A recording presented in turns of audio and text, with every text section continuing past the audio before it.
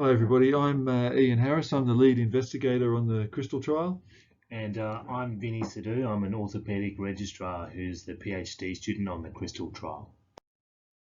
So we're going to give you a little overview of the CRISTAL trial and then we're going to bust through some myths. So it's a cluster randomized trial comparing aspirin to clexane, a form of low molecular weight heparin, in preventing clots after hip and knee replacement. It's being nested within the joint replacement registry, which makes it more efficient.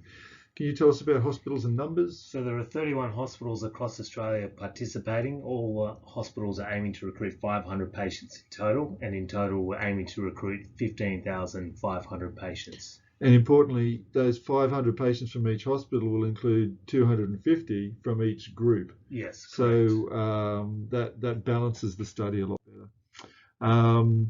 Quickly, we're just collecting data preoperatively, baseline data. Our primary outcome is at 90 days, even though we're also getting data at 6 months. And the primary outcome is the presence of a clot. We're also measuring other complications. So why did you make this video?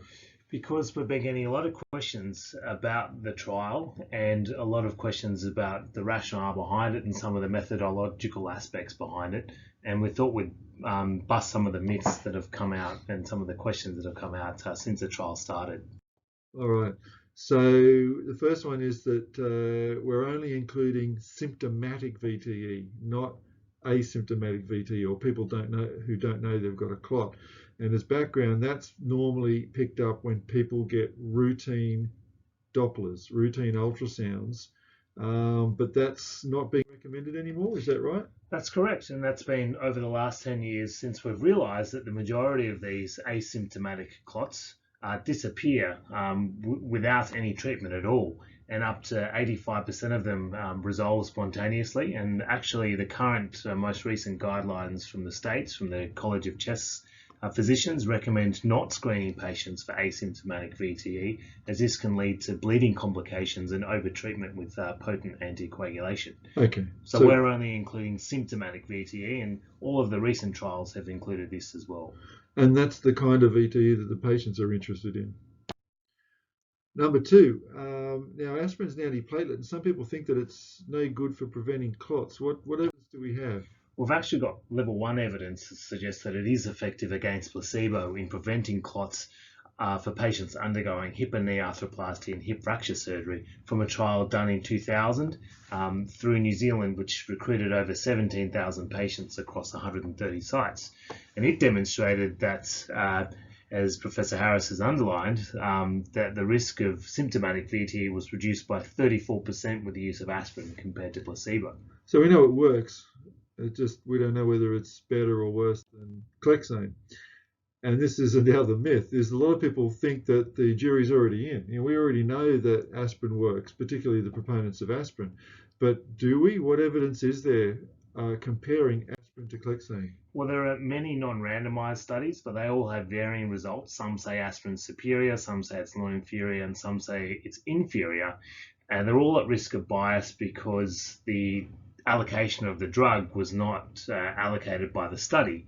There's only one randomized control trial. It was underpowered, only included 778 patients, and all patients got clexane for 10 days prior to being randomized, which doesn't reflect how aspirin is used in Australia and the US, where it's given day 1 post-operatively as a sole agent. So there's no studies that have done the comparison the way we use it in Australia.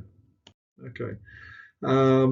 And now this is something that popped up during the study. Some of the surgeons, even surgeons who like using aspirin, are a little bit worried about using it in high risk patients, particularly say bilateral knees or revisions or even hip fracture cases.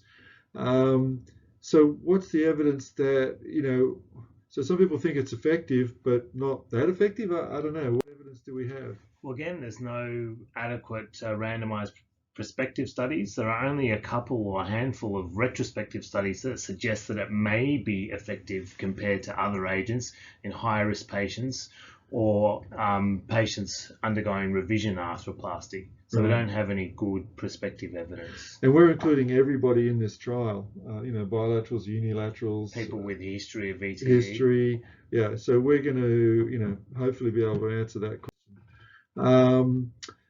This is just a small one. Some people worry about patient-reported outcomes. Is there evidence that getting the patient to say whether they had a clot or not is reliable? Well, yes, there is. And actually, patients are very good at reporting their complications after specifically hip and knee arthroplasty. There's recent evidence suggesting that there's a greater than 90% accuracy rate of patients reporting their complications. And if anything, patients tend to over-report their complications. And I guess the bottom line is that we're going to verify, we're going to be looking at the reports of anybody that says they had a clot to verify it. And even people who said they didn't have a clot, we're going to verify that as well in a sample of patients. So we're going to be checking anyway. I don't think that's a big problem. But the consent process, I think, is a minor issue, but some people worry that we're not consenting patients to get aspirin or Clexane. I guess the answer to that is that we are getting patient consent for the collection of data, but we're not specifically consenting them to get aspirin or Clexane for two reasons. One is they don't consent to get aspirin or Clexane now in usual practice, and roughly nearly half of people in Australia are getting one and the other half are getting the other anyway. So because both treatments are standard practice, we didn't require specific consent from the ethics committees. And we obtained a waiver of consent upon the ethical application from all sides involved. Yeah. And then the last one is drug compliance. I think it's a really legitimate concern about any drug trial, particularly when you're asking people to take it after they go home, but even in hospital. How do you know they're getting the drug?